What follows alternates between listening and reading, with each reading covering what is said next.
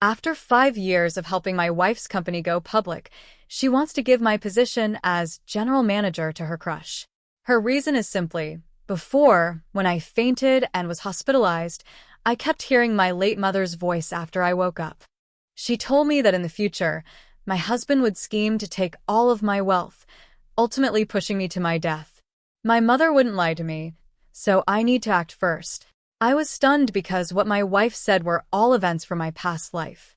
However, the husband she spoke of who would allegedly harm her wasn't me, but her crush. I was listening to my secretary report on the project progress when the office door was suddenly slammed open. Victoria stomped in, wearing 10 centimeters high heels, and before I could even raise my smile, her slap landed heavily on my face. The force was so strong it made my head snap to the side. "Albert, in my company, I gave you the position of general manager through the back door, and you're having an affair with my secretary? Has your conscience been eaten by a dog?" Her chest heaved with anger, and her eyes were filled with disappointment and fury. I hastily explained, my voice full of panic. "Victoria, you must have been deceived." I glanced over at Claude, who was standing behind her. This man was once my greatest rival, and only after he went abroad was I able to marry Victoria. Victoria scoffed. "My mother told me everything, when and where you did unspeakable things, and she described it all clearly." A while ago, Victoria suddenly fainted out of nowhere, and Claude, who had just returned to the country, happened to be the one who rushed her to the hospital. Since then, she kept claiming she could hear her late mother's voice in her mind. Victoria loved her mother more than anything, and whatever her mother said, she believed without question. But something felt off to me. I frowned, feeling wronged. "Victoria, you'd rather believe some mysterious voice in your head than trust me?" Claude snickered from the side, casually tossing a stack of photos on the desk. "Why don't you take a look at these?" In the photos, I appeared intimately close to my secretary, and the images were utterly unpleasant to look at. "Impossible. These photos must have been photoshopped." I protested loudly, but Victoria didn't listen, immediately calling in bodyguards. "Albert, if you betray me, you'll pay the price." Her voice was as cold as ice. The bodyguards surged toward me, and Claude seized the chance to wrap his arm around her shoulders, his eyes flashing with malice. "Victoria, you're too soft-hearted. I heard Albert loves to dive. Why don't we?" His gaze lingered on my legs. "Give him a lesson he'll never forget, and teach him a good lesson." Victoria's eyes followed his, and at that moment, I felt utter despair. I was beaten without the ability to fight back, only able to plead helplessly. "Victoria, listen to me, you can't." For her, I had once given up the opportunity to go abroad and become a professional diver. At that time, she held my hand, her eyes full of tenderness. "One day I will help you achieve your dreams." But now she coldly uttered a single word: "Beat." A heavy club struck my calf, and the sharp pain overwhelmed my entire body. In fact, all these years, I hated Claude not just because he was my rival. Only I knew how terrifying he was in my past life. In my past life, I had fought hard to get a chance to study abroad, only to return and find that Victoria had married Claude and had children. I planned to quietly bless them, but when I came back again, it was to attend Victoria's funeral. It turned out that Claude had married her only for the Mouffe family's inheritance. He had killed Victoria's brother, and after obtaining the inheritance, had an affair with his secretary. Victoria was so emotionally shattered that she eventually chose to commit suicide by wrist cutting. I was filled with hatred, doing everything in my power to get Claude imprisoned, but I collapsed in front of Victoria's gravestone. When I woke up, I found myself back in the day when I had chosen to study abroad. This time, I gave up the opportunity for him, and that's how I ended up with Victoria. I wanted to warn her about Claude, but every time I tried to bring up the events of my past life, some force stopped me. Gradually, I stopped mentioning it. When I opened my eyes again, I was in the hospital, and sharp pain throbbed in my leg. Seeing the evidence of cheating on the bedside table, something suddenly clicked in my mind, and my eyes brightened. When Victoria came in, I picked up the photos, my voice hoarse. That's not me, Victoria. Don't you remember I'm allergic to alcohol?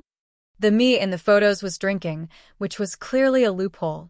I could see Claude's face immediately darkening. Just as I thought, it was him behind this. Victoria's expression wavered for a moment, but Claude immediately spoke up. Victoria, who knows if he's really allergic to alcohol? If he could deceive you for so many years, he must have ulterior motives. Why don't we give him some alcohol now and test him in front of us? I looked at Victoria with all my hope, hoping to see even a trace of pity in her eyes. But she simply smiled lightly at Claude. Sure.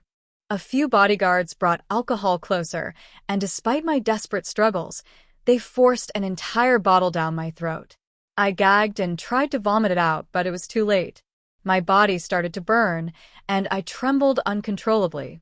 Finally, I saw a flicker of concern in Victoria's eyes before being rushed into the operating room for emergency treatment. When I came out, the doctor angrily reprimanded Claude. The patient just had bone surgery. How could you give him alcohol? You almost killed him. Claude shook his head innocently, but Victoria coldly replied, Well, he didn't die, did he?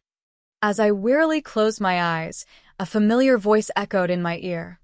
This Albert is definitely pretending. He just wants to swallow the Mu family's fortune later. Victoria Mu, don't be soft-hearted. It was Victoria's mother's voice. But what she said next plunged me into an ice-cold pit. She said that the two childhood sweethearts Victoria had loved were the wrong ones. The first childhood sweetheart would swallow the family fortune and force her to take her own life. The second childhood sweetheart, in order to avenge her, wore himself out and ultimately died from illness in front of her tombstone. I suddenly understood. The voice of Mu's mother was referring to my past life. She had mistaken me for Claude from my previous life. I tried to reach out to Victoria to explain, but no matter how hard I tried, I couldn't make a sound. After hearing her mother's words, Victoria forcefully shook off my hand and left with Claude. I stubbornly sat in a wheelchair and returned home, wanting to clarify things. But as soon as I opened the door, a picture frame flew toward me, and blood immediately poured from my forehead. I stared blankly at the shattered wedding photo on the floor. The once happy smiles in the photo were now torn apart. Victoria's face was cold, her eyes filled with disgust. How dare you come back? The voice of Mu's mother echoed again. Well done. Victoria should be with Claude. This scumbag needs to leave and stop coveting the Mu family's wealth. Hearing this, Victoria directly threw my wedding ring into the trash can. Albert, you've gone to great lengths for my family's money. No, Victoria. I wanted to explain, but not a single word came out. At that moment, several shareholders arrived. They began listing all the ways I had used my position to embezzle and take bribes. Even Victoria's secretary was kneeling on the floor, crying, President Mu, it was Albert. He threatened me that if I didn't cooperate, I would never make it in this industry. My sister is waiting for money to save her life. I'm truly at my wit's end. Sitting in the wheelchair, I gazed at Victoria, my eyes full of pleading, hoping that she would trust me just once. Victoria, over the past 5 years, I've brought so much profit to the company. You know it in your heart. You also know my feelings for you. Give me a chance, and I will prove my innocence. But Mu's mother kept fanning the flames from the side, her tone sharp. Victoria, don't be soft-hearted. This type of man is the best at pretending. After hearing her mother's words, Victoria's eyes turned cold. Under the gaze of all the shareholders, she spoke decisively. From today, Albert, you are no longer the general manager of the company. I don't want to see you in the company again, and we are getting a divorce.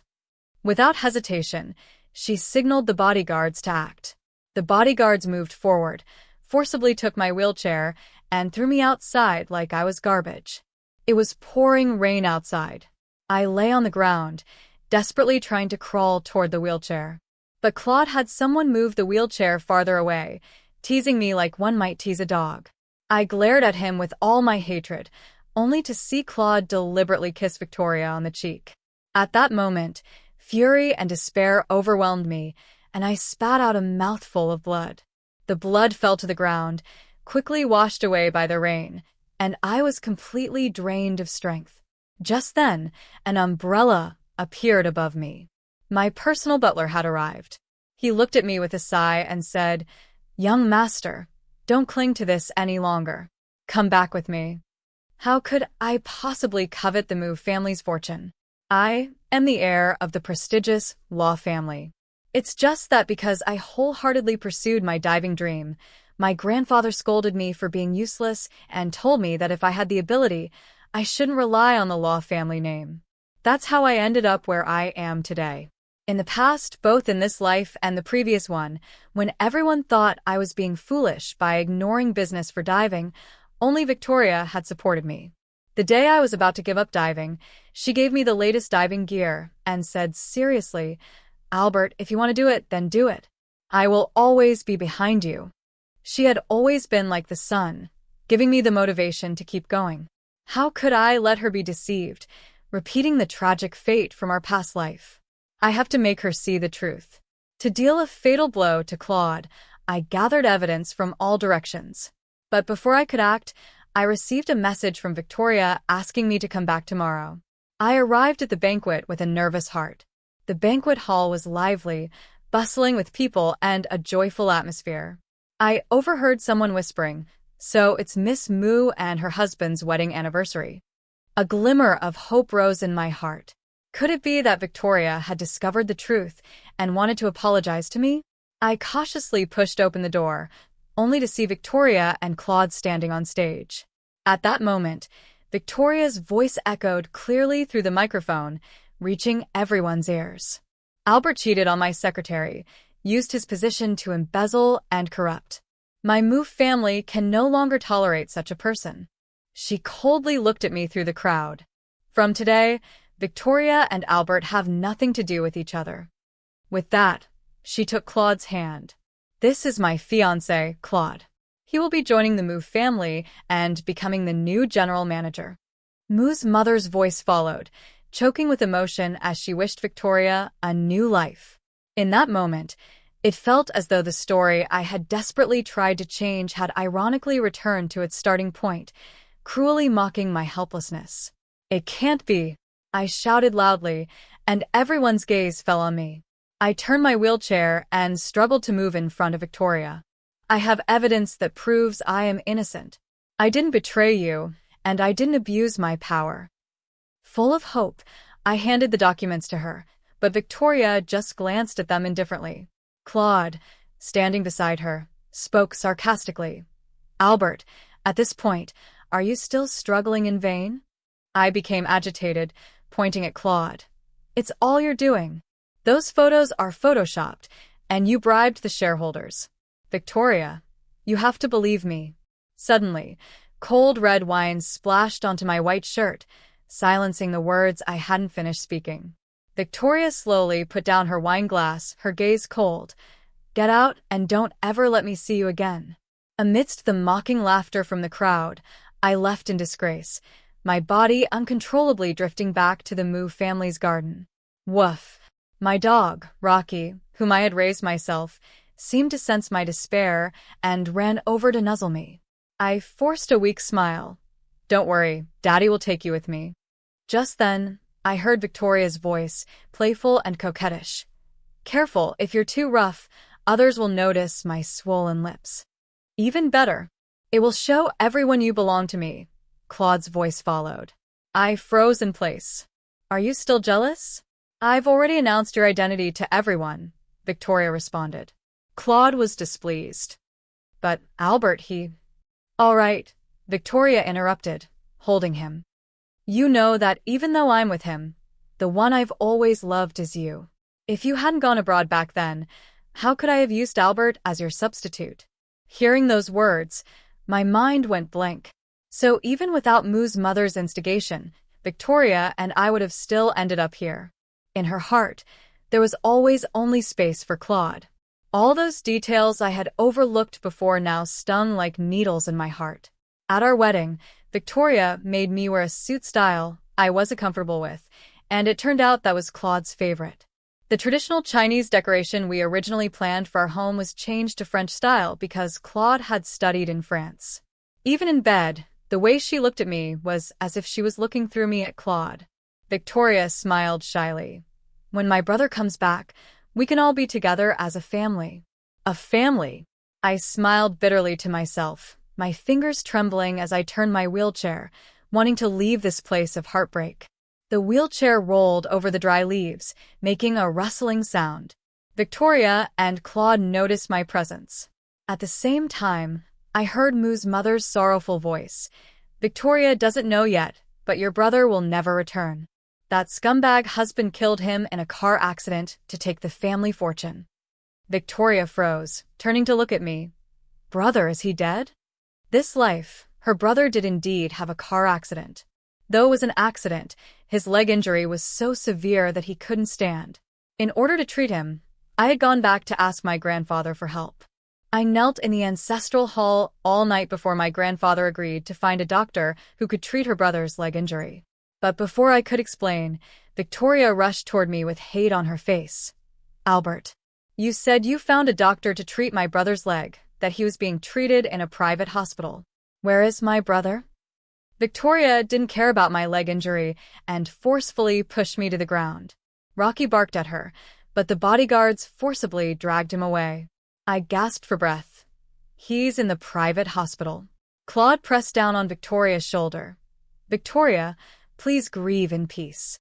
The two voices intertwined, and Victoria only believed Claude's lies. Albert. Victoria clenched her fists tightly, her knuckles turning white.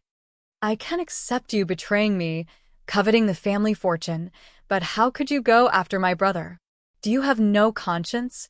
Victoria, you can't let him deceive you. I pushed myself up with my hands, speaking quickly. If I really had killed your brother, why would I have gone to such lengths to find a private hospital for him? That would have been pointless, wouldn't it? But I was still too naive. Because Victoria didn't love me, she didn't believe me. No matter how much evidence I presented, it couldn't compete with Claude's casual words. Victoria lifted her foot and stomped on my wound. Hearing my suppressed grunt, she laughed through her tears. Your brother, such a proud person, was more devastated than you when he found out he couldn't walk. Why don't you try the feeling of losing your legs forever? With one kick, she knocked me to the ground, then turned to look at Claude. Claude, doesn't the new drug you developed still need test subjects? She glanced at my pathetic form, a cold smile curling on her lips. Albert would be perfect. I was utterly drained, unable to do anything but watch her turn and leave. Under the blinding lights in the operating room, the slender needle repeatedly pierced my knee. I could no longer feel my legs. That stray dog of yours, it's yours, right? Claude, wearing a mask, his eyes full of malice, said, Too bad it ate the ham sausage laced with drugs.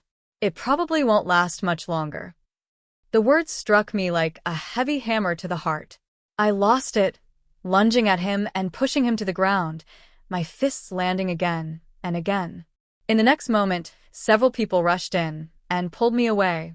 Victoria, with a pained look on her face, gently cradled Claude's injured face, then turned to the bodyguards and ordered, Beat him to the brink of death, but don't let him die too easily. The dull thud of the iron rods hitting my body was the last thing I heard before I saw Rocky, covered in blood, struggling to crawl toward me. I was locked away in a dark, windowless room. I don't know how long passed before I heard Victoria's footsteps. She looked down at me from above, her eyes filled with mockery. Albert, you brought this on yourself. I originally planned to peacefully part ways with you after Claude returned, to never disturb each other again. It's your greed that led to this. Her words made me feel as though all the effort I'd put in both lives was a joke. After saying this, Victoria turned to leave, but I called out to her. Victoria, I hope you won't regret this. She sneered. What do I have to regret? I raised my arm to shield my eyes and smiled silently. Then I wished you would walk toward that inevitable end. This time, I wouldn't even attend your funeral. For some reason, after hearing Albert's words, a faint sense of unease lingered in Victoria's heart. However, When she heard her mother's affirmation and saw Claude waving at her from a distance, she tried to calm herself. Albert was clearly doing this on purpose. He had done so many bad things. How could she regret it? But what if those things weren't actually done by him? Victoria, let's go. Claude's cold hand gripped hers, and Victoria snapped back to her senses. What was she even thinking? Claude would never deceive her. He was the person she had loved for many years. Victoria kept telling herself this until the next day, when a phone call from the bodyguard came. President Mu, Mr. Albert has passed away due to a severe allergic reaction to the medication. Dead. In a moment of distraction, Victoria accidentally cut off the bud of the pink rose. She lowered her eyelids, trying to hide the panic in her heart. I see. Then just bury him however you like. After all, Albert was an orphan, and no one would attend his funeral. However, from that moment on, Victoria began to have nightmares. She dreamt that after her death, someone knelt at her grave. Overnight, their hair turned white, and they held a photo of her, one she had cherished in life, as they walked toward the sea. She heard that person standing by the sea smile gently at the photo of herself. Victoria, I brought you to see the sea. Waking up from the dream, Victoria, almost as if guided by fate, asked Claude, Do you like the sea? Claude answered without hesitation, I don't know how to swim. How could I like the sea? This response left Victoria feeling even emptier. She placed her hand over her chest and found her heart racing faster than usual. At that moment, Claude kissed her forehead. I have a business trip. Another trip? Victoria frowned. Since Claude married her and officially became the CEO of the group, he had been frequently traveling for work. Yeah, after all, someone has to work to support the family. But you wouldn't understand, would you? Claude was indifferent, but his words made Victoria feel uneasy inside. Because Albert would never speak like that. Not only would he say, because it's your company, I must do well to prove to the shareholders that your choice was the right one, but he would also make time every day to chat with her, to keep her company and alleviate her boredom. What's going on? Why am I thinking about Albert again? Is it because his death anniversary is approaching?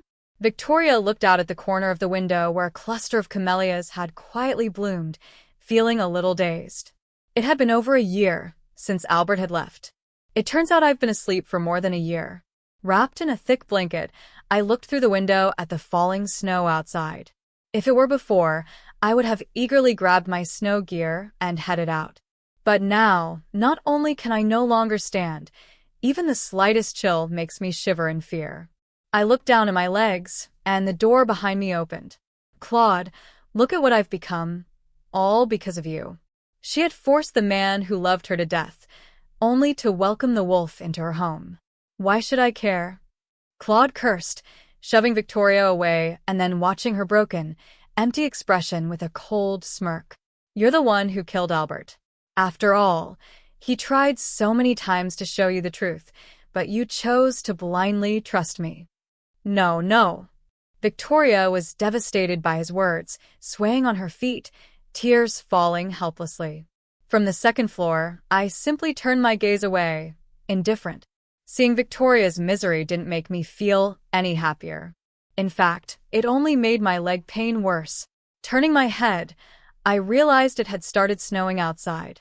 A few days later, Young master, I heard that Victoria is trying to get a divorce. The butler approached me and whispered in my ear. But it seems like it didn't work. Over the past year, Claude has already infiltrated the Mu family's wealth, and he's been using it to threaten Victoria. I casually looked at the fish swimming in the aquarium. Claude. Of course, he won't let it go either. It's time for the Law family to hold a banquet and watch the fun. The butler was quick. Victoria received the invitation, but she secretly tore it up and threw it away. Still, Claude, with his keen eyes, noticed. Ever since the affair was exposed, Claude no longer bothered to hide it. He wore various perfumes every day. But Victoria couldn't divorce him. All she could do was cry in front of Albert's photo day after day. She hated her own stupidity, repeatedly stepping on Albert's trust. She also hated the voice of her mother. Even though Mu's mother constantly comforted her, saying, Victoria, don't be sad. She often threw things in the air. Liars. You liar. It's all your fault. And today, once again, she cried in front of the photo, only for Claude to kick the door open and drag her out. Why did you tear up the invitation to Albert's family behind my back, huh? Claude's face was cold. Victoria, you're still being naughty. As he spoke, he noticed the photo Victoria was tightly clutching in her hand. He laughed mockingly. Albert? Still thinking about your ex-husband?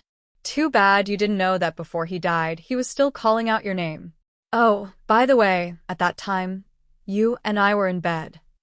Victoria was harshly provoked and covered her ears, retreating constantly. Shut up. I won't shut up. Claude grabbed her hand away. Do you remember the dog Albert loved the most? You threw it to me to use as an experiment, and I tortured it until it was on the brink of death. But it could have lived. You didn't care about its injuries just because it was Albert's dog, and you had someone throw it away. Its body was left in the trash heap, and by the time it was found, it was nothing but bones. Victoria collapsed, fainting from the shock. At the same time, crack. Hearing the sound from the other side, I gripped the pen so tightly that it broke in my hand, cutting my skin. Rocky. When I woke up, I had asked the butler about it. After hesitating for a few seconds, he simply told me it passed away peacefully. But I never expected it to suffer until its last second. Victoria had been forced to attend Albert's family banquet. Despite her carefully applied makeup, the fatigue on her face couldn't be concealed. I hid in the shadows, guessing that she would likely meet that person soon. Sure enough, when Victoria turned a corner, she bumped into someone. Sorry, Victoria. She looked up in surprise. This was the person she thought she would never meet again. Victoria's voice trembled. Brother. You didn't die. What are you talking about? Her brother looked confused. After I had the car accident, wasn't my brother-in-law the one who took me to get treatment? I still need to thank him. You don't know how hard it was to get an appointment with the doctor he found. You also don't know how much effort he put in to find him. Victoria, you need to treat him well? Wait. Why are you crying? Her brother watched Victoria, who was crying uncontrollably, feeling somewhat at a loss. She tightly pressed her hand against her chest, where the pain made it impossible for her to stand up straight. I just feel I'm such a fool. Meanwhile, Claude was still searching for Victoria everywhere. The lights gradually dimmed, and the host stepped onto the stage. Let's welcome President Albert. I sat in my wheelchair, being pushed onto the stage, looking down at Claude, who was staring up at me, dumbfounded. From the crowd, I silently said, "Long time no see." However, more excited than him was Victoria. She couldn't even hold the glass in her hand steady. She stared at me, her heart filled with fear, afraid that this scene before her was just an illusion, a dream. I said a few words briefly and then left the stage, as if I hadn't noticed the two people below completely losing their composure. It was Victoria who quickly caught up with me. Is it really you, Albert? She asked cautiously. I turned around and asked mockingly, What? Am I still alive and you're disappointed? Victoria's eyes were swollen from crying, and in her emotional turmoil, she couldn't even complete a sentence. No, But I wasn't interested in listening to her continue crying. I was about to leave when she stopped me, full of regret. Albert, can I ask you one last question? The return of Victoria's brother meant that Claude's future in the Mou family was completely over. When he was thrown out of the Mou family, I was standing on the roadside watching. The next moment, he was stuffed into a sack and thrown into a warehouse. Albert. When Claude woke up, I was contemplating which tool would be more convenient to use. In the end, I chose a syringe filled with an unknown liquid. This is the latest development. I heard that once injected, it only takes an hour before you turn into a puddle of blood. I'm quite curious to see it for myself. You're insane. Claude kept backing away, cowering in the corner, trembling. Albert, I know you hate me, but it has nothing to do with me. Go take it out on Victoria. It's all her fault, I retorted. But wasn't it you who caused Mou's mother's voice? How do you know? Claude stopped mid-sentence and saw the smile on my face. You tricked me. Once he said it, as if knowing his own fate, he became reckless. Yes, it was me. His face twisted in rage. In the last life, I was glorious, and yet for that, Victoria, you came after me like a mad dog for revenge. In this life, you won't let me go. You tricked me abroad before my memory returned. Did you think you were a good person? So, of course, I wasn't going to hold back. When Victoria came to pick me up at the airport, I injected her with a new type of hallucinogen. And in the following days, I kept adding the drug to her food. And Victoria is really stupid, believing everything without a second thought. Albert, even though you threw away your life for Victoria in the last life, what does it matter? In this life, she still doesn't know anything and is blindly trusting me. I quietly waited for him to finish speaking, then turned to ask the person behind me, "Did you hear that? This is the truth you wanted." Claude's expression twisted as he stared wide-eyed at Victoria, who was slowly stepping out. Without hesitation, she slapped him across the face. Then, picking up the syringe, she plunged it into him while he begged. "Ah, you bastard. You'll never die in peace." Claude, terrified, lost control of himself, curling up and cursing us with the most vicious words. But he waited a long time and nothing happened. Just as he lifted his head in relief, the police arrived. "Mr. Claude, you're suspected of intentional murder, leaking business secrets, and several other crimes. Please come with us." Victoria stared at me in complete astonishment.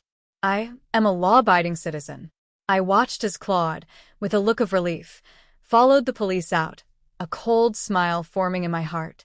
Sometimes, living is more painful than dying. In prison, those more vicious and ruthless than you will teach you what it means to be human. I thought for a moment and remembered that there was an experiment fanatic in there. Claude, the pain I endured, you will experience it too. I clapped my hands, ignoring Victoria's gaze, and prepared to leave. Albert, bang, the proud Miss Moo, who had always been so dignified, actually knelt down. Victoria Moo kneeled on the ground, pleading for me to turn back. I stopped but still had my back to her. "Victoria, you're just as selfish as Claude. After Claude went abroad, you could have chosen to leave with him, or you could have chosen to start a new life." I scoffed, full of disdain. "But you chose to use me as a substitute. So now your sadness. Are you upset because you realize you've wronged me, or because you can't bear the fact that Claude betrayed you?" Victoria seemed to be choked, struggling to speak for a long time. "Forget it." But I smiled faintly, and under the look of her fading expression, I continued, "Because I don't care anymore." I turned my wheelchair and left, hearing her weak voice from behind. "Albert, I'm sorry." Sorry. Making her pay some price would be more convincing. I personally took action to sever the Moo family's development path, watching as Victoria dejectedly moved out of that villa full of memories. That's my house. The people who came to take the house were merciless, throwing her belongings at her. "Tisich, Miss Moo, you've gone bankrupt, wake up." Victoria stared down in confusion and saw that it was an album I had left behind. The wind blew it open, and the first page was the wedding photo that she had personally torn. She looked around in a daze, large tears falling from her eyes, murmuring my name. I closed the car window. "Let's go." But Victoria locked her gaze on me, rushing after the car and desperately banging on the window. "Albert, is that you?" Her eyes held both regret and an unspoken resentment. "How could you do this to me?" Finally, she collapsed to the ground, unwillingly questioning me. And I just found it laughable. The Victoria I once loved was long gone. As for why I chose to do this to her, the most despairing thing for a high and mighty lady is to be reduced to someone struggling for 3 meals a day. "Victoria, this is the last gift I'll give you."